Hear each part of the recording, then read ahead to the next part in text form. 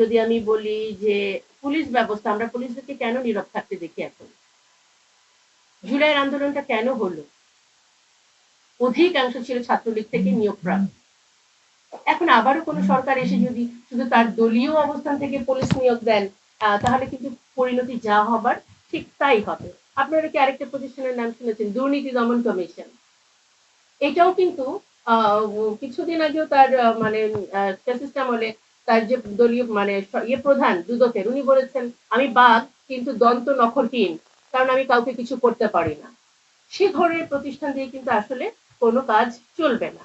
তাহলে আমাদের এখন যে নির্বাচন কমিশনগুলোর চেহারা আমরা এতদিন দেখেছি, মানে রেজাল্ট আগে থেকেই নির্ধারিত থাকতো, ব্যালট বক্স আগেই ভরা থাকতো, মানে নির্বাচনের প্রার্থীকে দেখা যেত কেন্দ্রে ঢুকতে দেওয়া হচ্ছে না, এবং প্রার্থী কেউ যদি ঢুকতো তাকে হয় আহত অথবা নিহত হয়ে বের হতে হতো। আর আমরা তো নিরাপত্তার ভয়ে নির্বাচন কেন্দ্রে যাওয়াটাই ছেড়ে দিয়েছি। তো সেই জায়গাটাতে এবং মজার বিষয় হচ্ছে মনোনয়ন একটা বিষয়, রাজনৈতিক দলগুলো তারা তো নিজ দলের মধ্যেও যোগ্য নেতৃত্বের জন্য মনোনয়ন দেয় না। আপনারা যারা সম্মানিত সাংবাদিক বৃন্দ আছেন, আপনারা খেয়াল করবেন তারাই মনোনয়ন পায় যারা অনেক টাকা দিয়ে সেটা কিনতে পারে। মনোনয়ন বাণিজ্য যেটা চলে, এবং এটা ছাড়াও আরো কিছু যোগ্যতা দরকার হয়, মানে পাওয়ার দরকার হয়। কয় ধরনের পাওয়ার?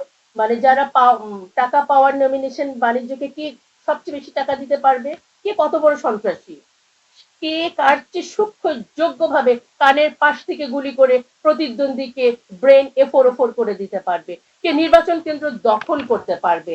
আবার নির্বাচন কমিশন প্রধানও কিন্তু বানানো হতো তাদের মতো করেই, যে যেই রাজনৈতিক দলের কাছে যত বেশি অনুগত তাকেই সেটি বানানো হয়।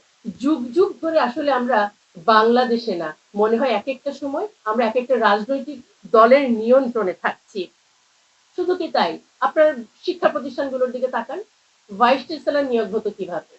সেটিও কিন্তু দলীয় ভাবে, যে যতটা দাসত্ব বৃত্তি করতে পারবে সেভাবে করে। যে কারণে আমরা আসলে স্বাধীন বাংলাদেশ, যদি সার্বভৌমত্ব বলেন তাহলে হয়তো পেয়েছি, কিন্তু রাজনৈতিক যে স্বাধীনতা, আমার নাগরিকত্বের যে স্বাধীনতা, সেটা কিন্তু আমরা আসলে পাইনি। যে কারণে আমরা এই ধরনের টাইটেল নিয়ে আজকে আপনাদের সামনে কথা বলতে চেয়েছি।